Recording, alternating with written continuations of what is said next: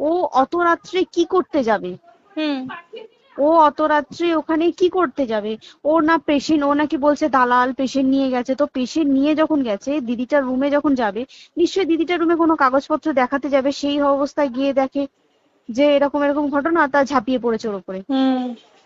এরকম কিছু কি? তাও কিছু নয়, শুধু গেছে, দেখছে ড্রিঙ্ক অবস্থায়, ওকে ক্যামেরায় দেখা গেছে ড্রিঙ্ক অবস্থায় গেছে আর এসছে, এইটুকুই দেখা গেছে। তারপরে হচ্ছে কি, তোর অনেক রকম, এখানে অনেক রকম ব্যাপার আছে।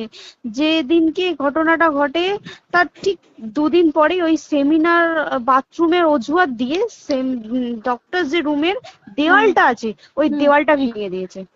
কেন? প্রথমে ওকে বললো সুসাইড করেছে, আমাদের যখন ফার্স্ট খবর আছে তখন সুসাইড করেছে। তারপরে যখন হসপিটালে যাই তখন গিয়ে শুনছি নাকি না সুসাইড করেনি, এটা রেপ করেছে, রেপ করে মার্ডার করা হয়েছে।